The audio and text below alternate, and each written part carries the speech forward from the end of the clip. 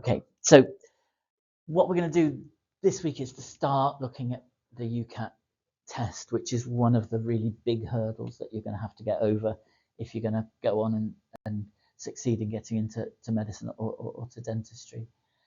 So just to remind you that there is no escaping this other than by studying medicine overseas somewhere.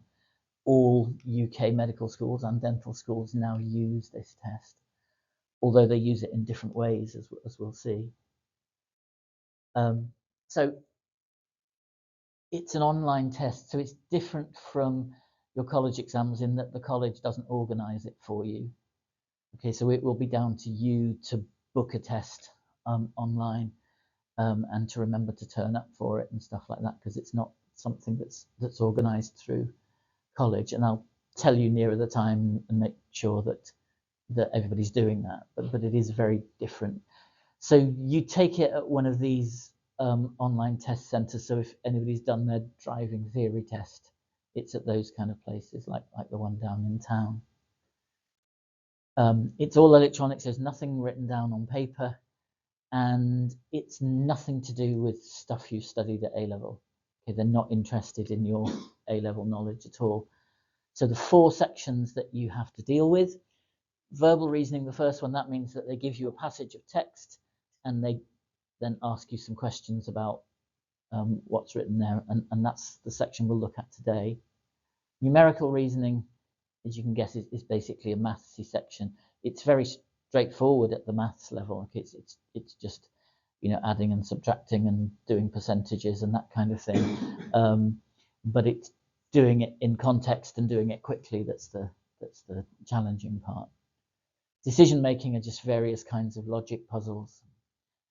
And then situational judgment is a bit different, because where those first 3 are sort of supposedly testing your intellectual ability, situational judgment is about testing your sort of behavioral and ethical thinking. So that's different kinds of questions, and it's also marked in a different sort of way. So a bit more sort of information. So you have to book the test yourself. That's all done online. You can't do that now. Booking doesn't open till the middle of June, and I will remind you on the day or around the day to make sure that you get going on that. The actual window for the test, as you can see, is in principle quite big, so you can do it anytime between early July and almost the end of September. However, in practice, I think the sensible window to aim at is much smaller than that, because you don't want to do it too early, because you won't have had time to do enough practice. You know, what I'm mainly going to try and convince you of in the sort of 3 weeks or so that we'll spend on UCAT is that you're not going to do well at it unless you practice. And you just won't have time for that if you book an early July one. At the same time, I think leaving it till the sort of second half of September after you're already back in college is also not a great plan, because that's the time that you need for getting your application together. So you'll be busy, you know, finalizing your personal statement and all that kind of stuff. Plus, it's a busy time for subjects, because often they'll have sort of, you know, tests to welcome you back to the second year, which may be important, especially if your predicted grade is something you're still needing to negotiate. So you don't want this hanging over you as well. Therefore, I would suggest for most people, the window to aim at is sort of the last couple of weeks of August, or maybe the first week of September. That's the optimal time to be looking to do the test. But book it early, because it does get booked up, and so even though you're not going to hopefully do it until, you know, late August or something, try and book it as soon as you can at the beginning of June to make sure you get in there. Unfortunately, it does cost money, so £70 if you're a UK applicant, more if you're an overseas applicant. They are quite good, though, about providing exemptions from that for reasons of financial hardship. So if that is going to be an issue for you, have a look on the UCAT website, and they write that you can find a page very easily where it lists the criteria they use for deciding whether you qualify for exemption. So, it's all the usual stuff, sort of free school meals or college bursaries, that kind of thing. So that should hopefully mean that nobody's kind of thinking that I can't afford to do the test. Now, the last one there is really important, because what you're going to hopefully be really clear about by the time we've been through all of this is that the most difficult thing about UCAT is that it's a race against time. The questions themselves are not usually all that difficult if you don't have to rush them, but you do have to rush them.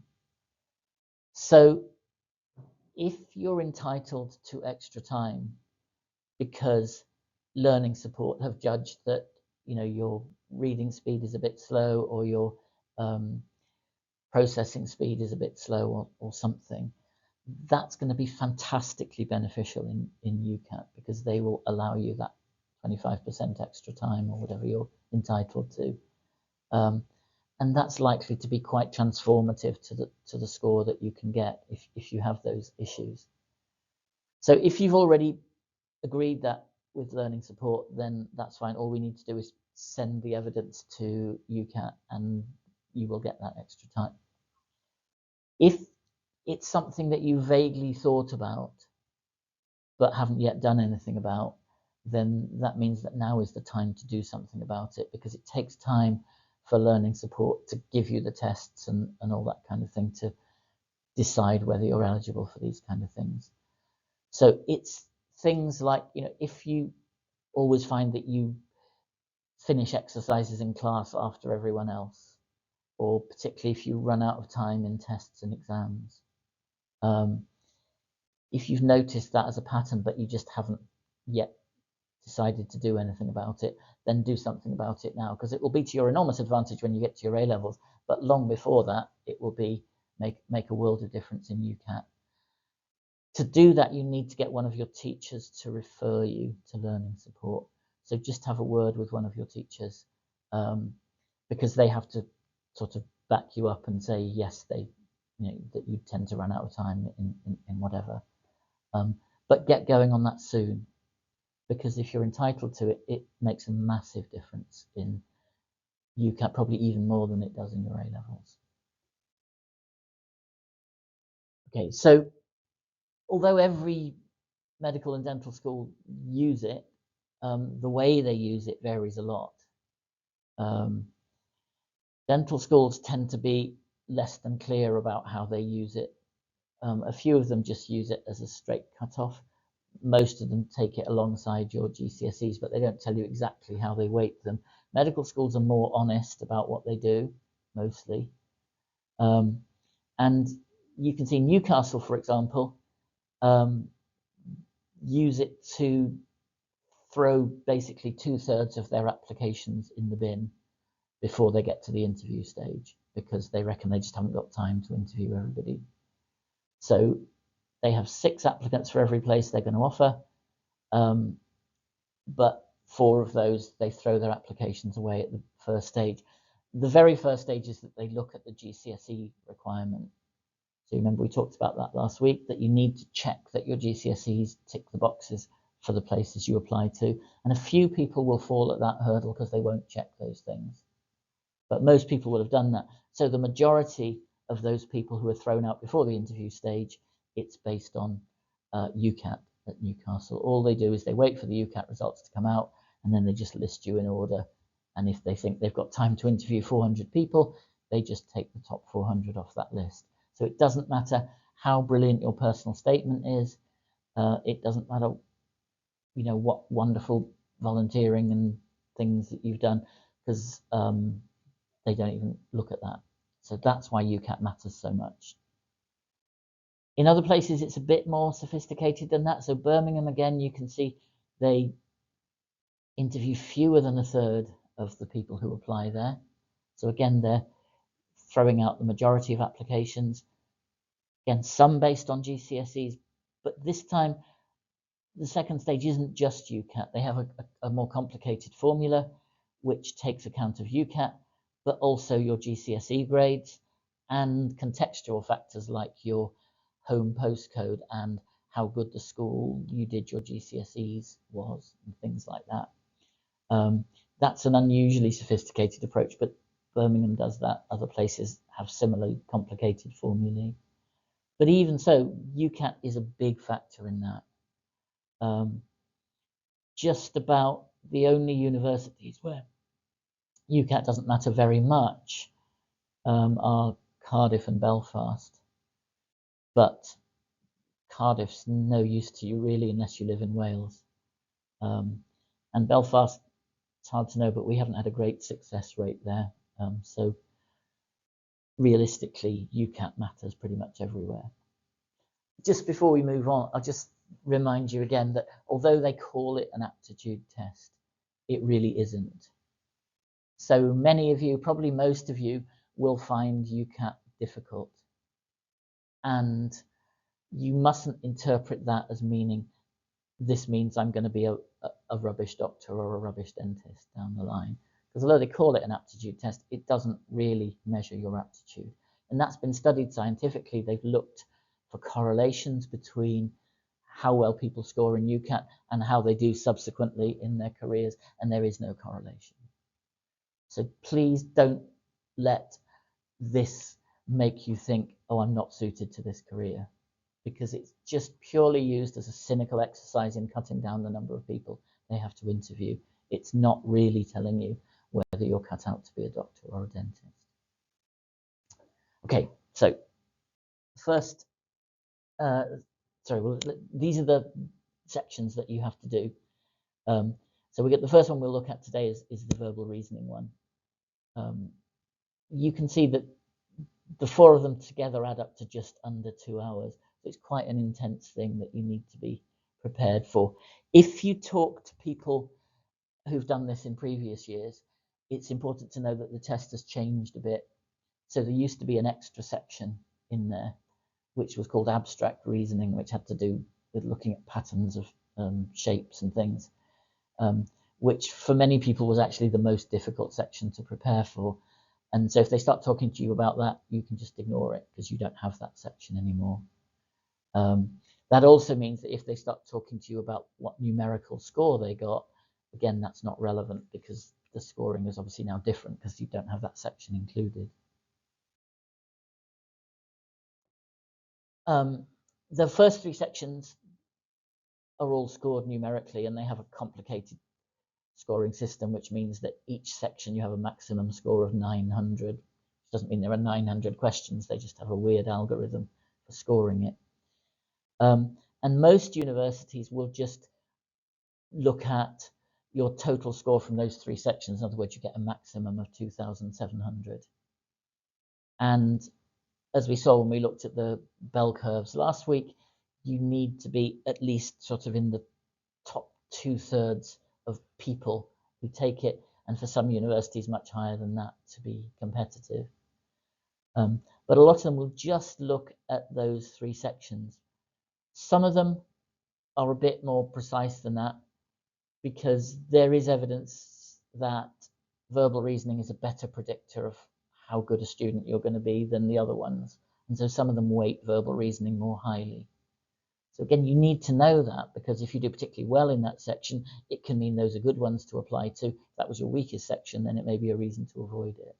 So again, that's why it's important to talk to us about where are good places to apply once you know your results. The situational judgment is different because that's the sort of, ethical and behavioral thing. So it's a bit more subjective, and therefore they don't give you a numerical score. They just put you in bands. Band 1 means that you basically agree with them because they assume that their judgment is perfect, and therefore that if you agree with them, that you're making the right sort of ethical decisions. Band 4 means basically that they think you're probably a psychopath because you always disagree with them, and therefore that you probably shouldn't be going to medical or dental school. So band 4 is what you have to avoid because most universities will automatically say we won't look at your application if you get band 4. But again, it varies. A few of them will include how high a band you got in your overall score. And in Nottingham and Lincoln, for example, unless you get band 1, which is the best agreement, it's very, very difficult to get an interview because their scoring system is so weighted in favour of people who get band 1. So against playing games with where you apply. Okay, so we're going to start by looking at verbal reasoning today, and then we'll look at the other sections in subsequent weeks. So, multiple choice questions, passages of text. So it's easy to understand in principle what this section involves, whereas that's much less obvious with like the decision making, as we'll see when we get there, where the format of the questions takes much more getting used to. But in spite of that, verbal reasoning is the one that every year has the lowest average score. And that means that it's the one where you can do better than other people more easily, in a sense, right? Because if the average score is lower, then if you find a way to be above average, it's going to have more of an impact than in some of the other sections. So it's an important one to target. And the reason that the average score is lower is that most people never get to the stage where they can read and digest these articles quickly enough. So although today we'll focus mainly on just looking at the kinds of questions, once you get into your practice phase, your focus is going to be on doing it quickly. And that means quick thinking, but most of all, it means quick reading, because just getting through the passage can take far too much time otherwise. So you get 11 separate passages of text, each kind of like a half page of text if it was printed on A4. And each of the passages has 4 questions attached to it. So you therefore have 44 questions to do, and you have 22 minutes. So it's on average 30 seconds per question, including the time it takes to read the passage. All that really tells you is that it's going to be a rush. You can't really partition your time like that, because some questions are much easier than others. Some you can do in 5 seconds, others will take you more than 30 seconds, but that's the average that you're going to be aiming towards. So essentially there are 2 kinds of questions. The more straightforward ones, at least conceptually, usually are the sort of true-false questions, but they make it a bit more difficult because it's always true, false, or can't tell from the passage. And can't tell just means that, well, it might be true, but there isn't enough information there to be sure that it's true. And that's quite often the right answer. So if you're not used to taking that can't tell into account, it's quite important to, again, when you're practicing, make sure if you get it wrong that you understand why you couldn't tell, and get the hang of that thing. It's always based entirely on what it says in the passage. They can be about anything. They'll be on a whole range of different subjects. And sometimes you might happen to know a bit about the subject, but you mustn't use your own knowledge. Can't tell means based on what's in the text. You might happen to know, but that's not the point. Okay, it's just based on what's in the text. Second type of questions are what they call free text things, but that means they ask questions like, which of the following do you think the author would be most likely to agree with? Which is again a roundabout way of saying which one of these is true, whereas the others you either can't tell or they're false. So it's all just getting to, is it true or not, or can't you tell, but the questions get phrased in different ways. Right, let's look at an example then of a true, false, can't tell question. So there you've got a passage of text, and as I say, it's just random. This happens to be about rugby, but it makes no difference whether you know anything about rugby or not. So see if you can just read the text, and then at the bottom, the 3 bullet points are 3 questions, and you just need to decide true, false, or can't tell for each of those. We're not doing this against the clock, so just see if you can work through that and just see what you think.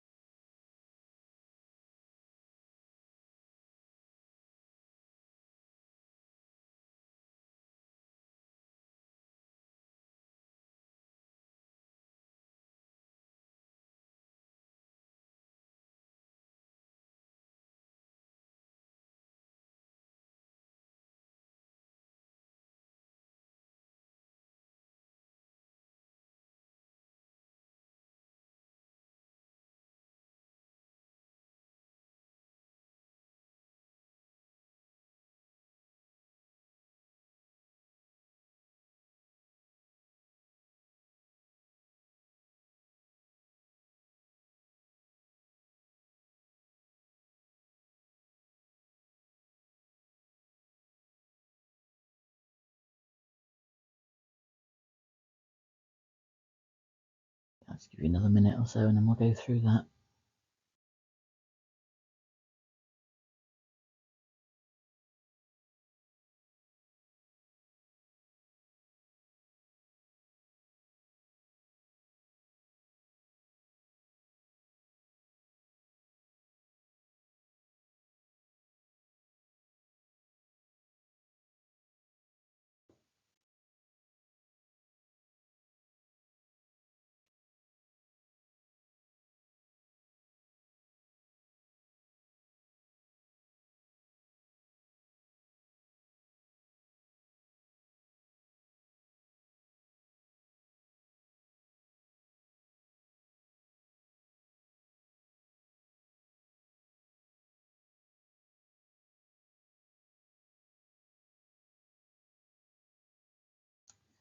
Okay, so let's see what we think then. So first question was, is it true, false, or you can't tell that Finn Russell plays at number 10 for Scotland? Anybody got a view on that one?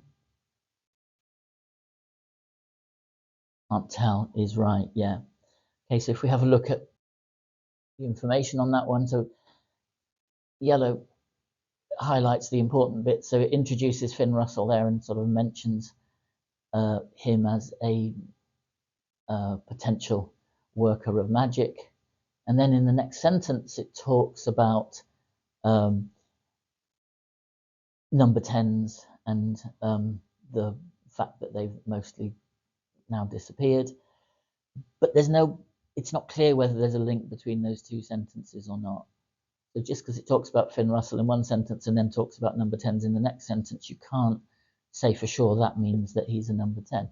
If you follow rugby, you know that he is, but that doesn't matter. You can't tell it from the text. So that's a can't tell answer for that one. Okay, second one.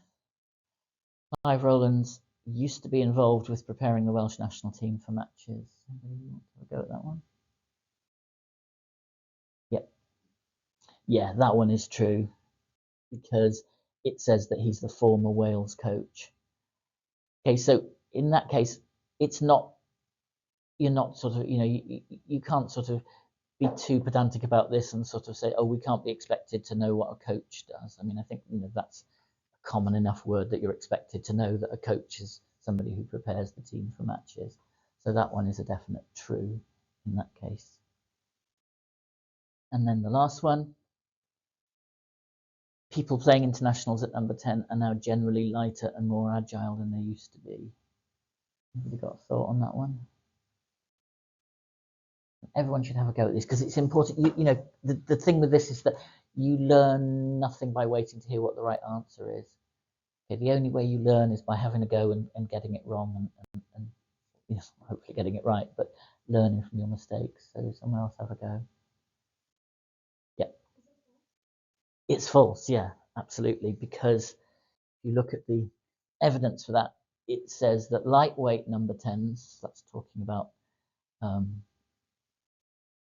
what the question then asks about, have mostly gone the same way as prog rock and old-fashioned sweet shops. Now you might think, well, I don't know what's happened to prog rock and old-fashioned sweet shops, which would be fair comment. But even if you weren't quite sure what that sentence meant, how can you still be sure that that means that they've pretty much disappeared?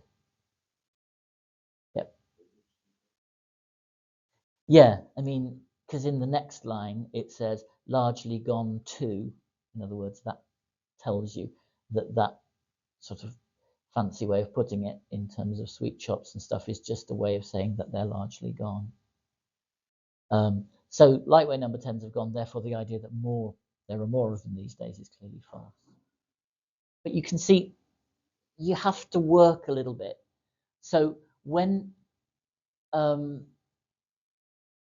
we sort of say you've got to learn to read quickly, that doesn't mean you've got to just skip through it. Because you can see questions like that you're going to get wrong if you just skip through it. You've got to skip through it to find the relevant section, but then you've got to read that section carefully to make sure you get the answer right. And it's getting that balance and doing it all quickly that's going to be the real challenge. Okay, so then we'll look at one of the other types of questions. So here questions worded a bit more, in a less straightforward way than true or false. But again, it just comes down to whether the information is there in the passage or not. So again, just read the passage at the top, which you'll see has nothing to do with rugby this time. And then there's one question at the bottom.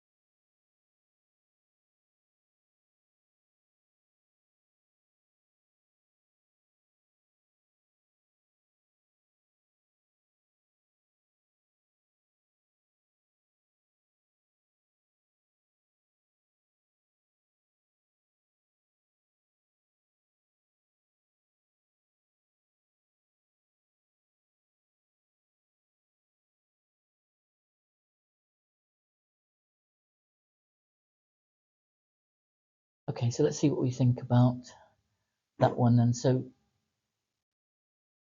again, you've got to make sure you read the question carefully. If you're going too quickly, you might sort of think that you're looking for which one of those statements is true, but you're looking for which one is not true.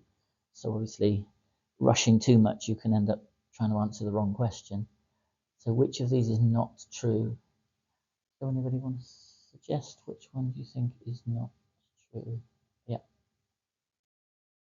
Yeah. Yeah, B is the right answer because it says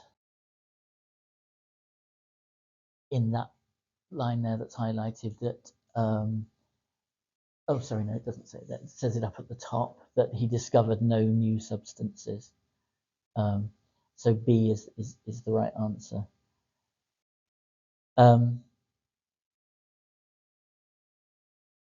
When you're answering questions like that, again, there's a question of how do you just always go through in order A, B, C, and D,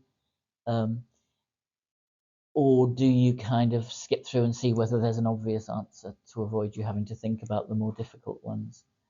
So I think in that case, I mean A, you can very quickly realize that that is true because it gives you the dates of his birth and death in the passage, and you just sort of think, oh well, there's more than 50 years in between.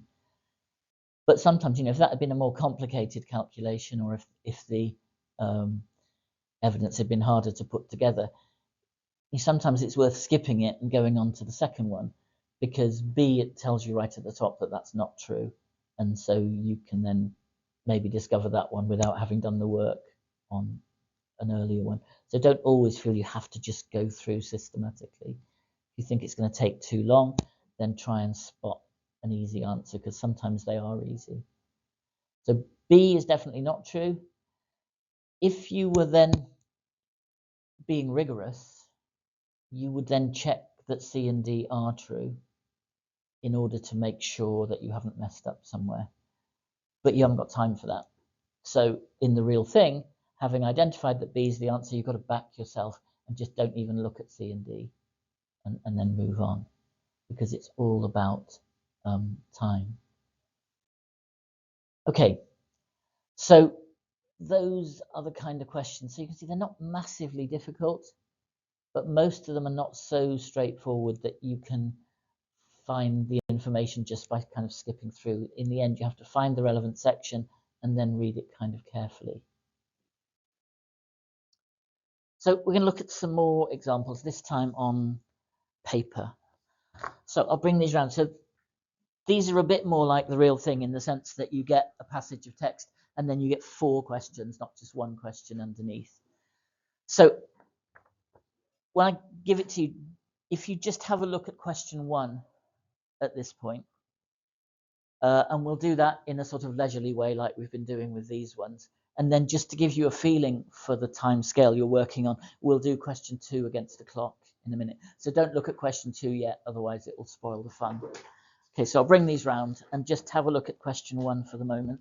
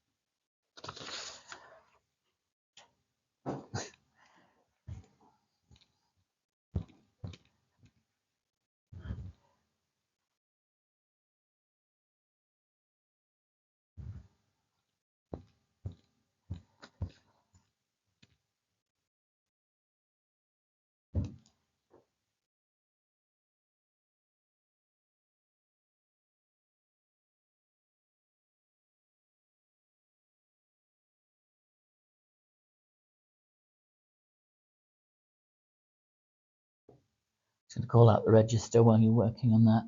So Mina, Otti, Delilah, Tristan, Anastasia, Keegan, Otto, Oscar, Isa, which one is it? It's Isa. Okay, I'm doubly wrong, but thank you. Oliver, Joseph, Pippa,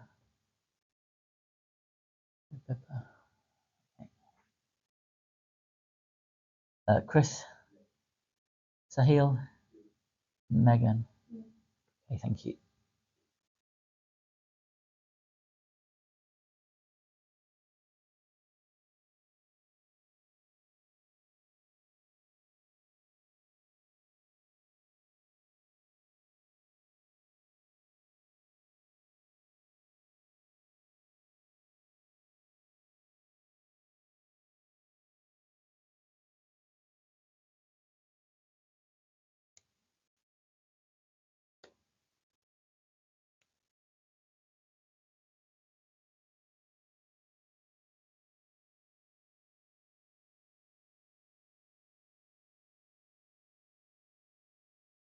You can write on these if you want. I should say, actually, during the real thing, they give you like a whiteboard thing that you can scribble on and stuff, so you don't have to do all the thinking in your head if you like to scribble stuff down.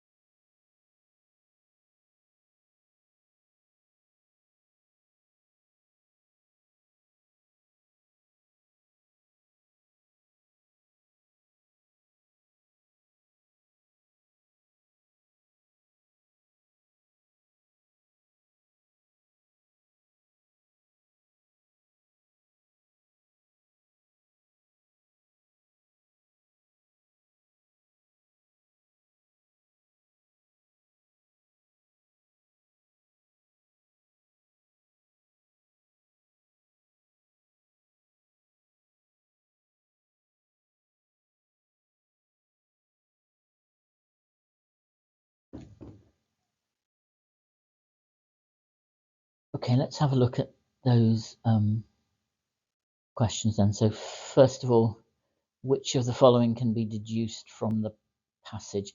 So again, it's using words like deduced, which means that it may not exactly say that, but that it follows directly from the information in the passage without you needing any extra knowledge. So any offers for question 1? Yep. Sorry, B. Okay, anybody, how many people agree with B? Okay, couple. Any other offers? That's right, yeah. You got C. How many people agree with C? Okay, lots of people. Any other offers? Right, so we think B or C. Well, actually, you're all wrong. Oh, you said D. Right, well done. Yeah, D is the right answer for that one. So let's just go through that. Because you can see from that it's quite easy to get things wrong. So Richard Lewis used an alternative name to try to escape justice. So second paragraph, third line down, it says, Richard Lewis, popularly known as Dick Penderyn, blah, blah, blah. So yes, he had an alternative name, but nowhere does it say that he used that in order to try to escape justice. And in fact, he already had that name before the riot, so that wouldn't really make sense anyway. So again, you've got to be careful, because it's tempting to see, oh yeah, he had another name, therefore that must be right, but the whole of it has to be right. Okay?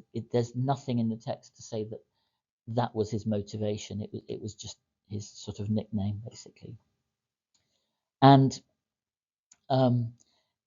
B, some people thought William Crawshay was an opponent of the Reform Bill of 1831, but it doesn't say that. All it says about William Crawshay was that he owned the ironworks, but we have no idea what he thought. You might think, oh, if he's an ironworks owner, he probably thought differently from the workers, so that's probably what he probably was an opponent of the bill. But actually, it's much more complicated than that. I mean, not that it matters, but the first Reform Bill of 1831 was intended to be reforming Parliament and giving more people a right to vote, and it was voted down by the House of Lords because they didn't want more people voting, and that's what caused all the riots, the fact that it wasn't passed, not the fact that it was passed. And Crawshay, in fact, was a supporter of reform, but you can't tell that from the text. That's the important thing. So don't kind of think, oh, that's, knowing that he was the owner, this is probably what he thought, because unless it tells you that's what he thought, you can't tell. So it's not that one. Lord Melbourne was convinced of Richard Lewis' guilt. So again, few people thought that one, but when you read it, it says that Lord Melbourne was anxious to suppress the rise of a working class movement in Wales and insisted that the hanging must proceed as a deterrent to further actions. In other words, he didn't care whether Richard Lewis was guilty or not. He just wanted him hung to scare everybody else into not rioting in the future. So he wasn't interested in whether Richard Lewis was guilty or not. He just wanted him dead. This was the Home Secretary at the time. So that wasn't the right answer. So the right answer actually was D, that because it tells you that the riot started on the 2nd of June and Richard Lewis was executed on the 13th of August. So that's just a few weeks later. So D was the right answer for that one. Okay, so quite a lot of work in finding the right answer in that one. But once you've done that work, it means that you're then quite familiar with quite a lot of the passage. So it's going to make later questions easier, because at very least you'll know where to find the relevant information because of having to work through the passage to find it there. So that's where you have to be careful of that 30 seconds per question thing, because it's quite likely that the first question will take you longer than that because you're not used to the passage yet, but by the end, hopefully it'll be quicker. Okay, question 2 then. Which of the following is the author most likely to agree with? So again, it's just kind of pretty much saying which is true, but again implying that it might not quite say it explicitly. So anybody got that one? Who hasn't had a go yet? Before. Okay, somebody who hasn't had a go yet, have a go at that one.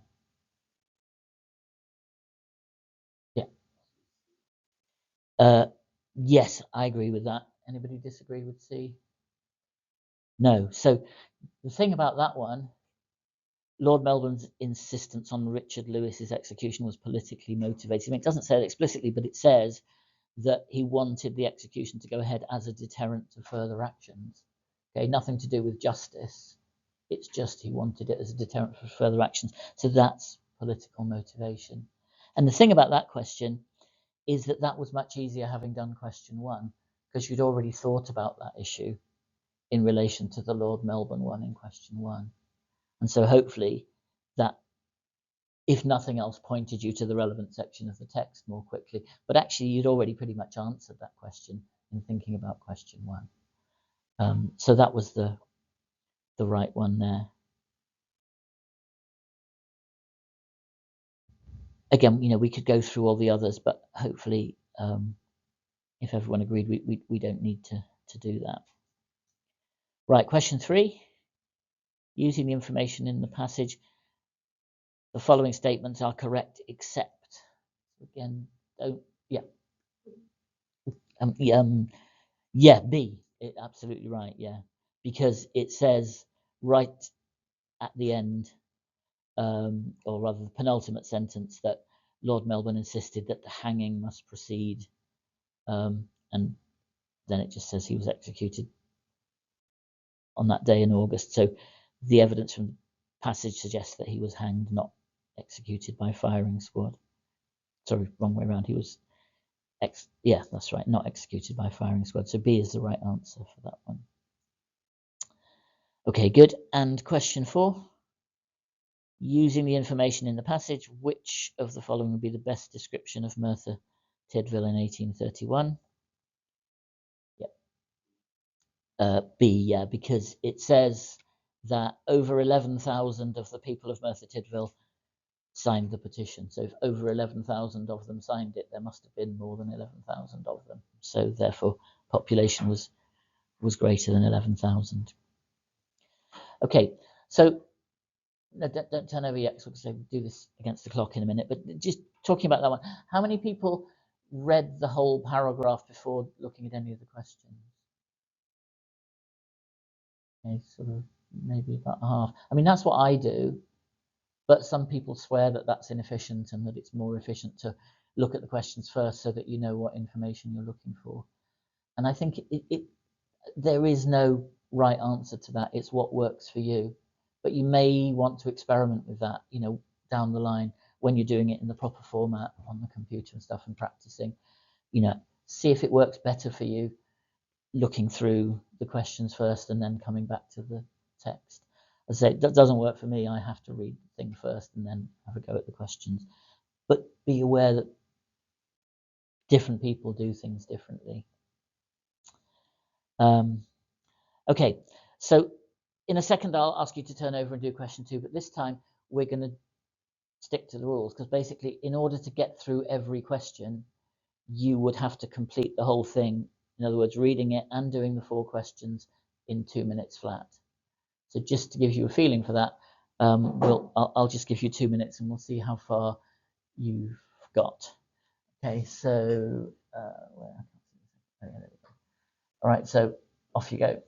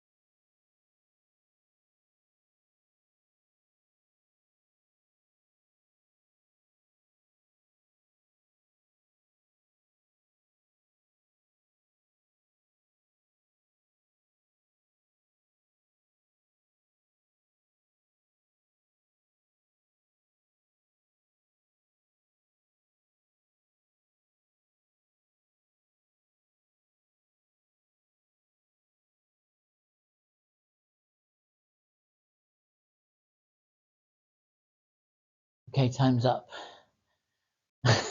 So how many people got more than one question done? Okay, so about half. How many people got more than two? 1, 3. So you got all 4 done.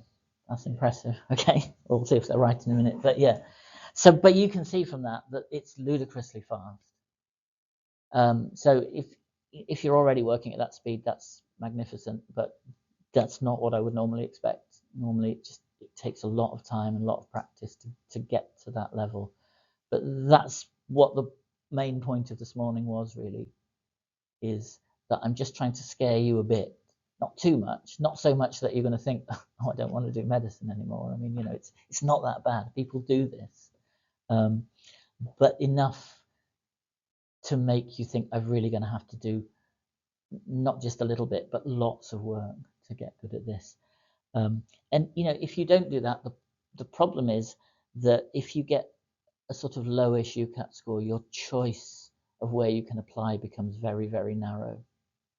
And in the worst case, you may not even be able to find 4 places that you can realistically apply to. That's what you want to avoid.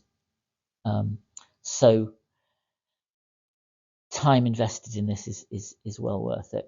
All right, let's give you a little bit more time just to finish those off if you didn't quite finish them, and then we'll go through the answers.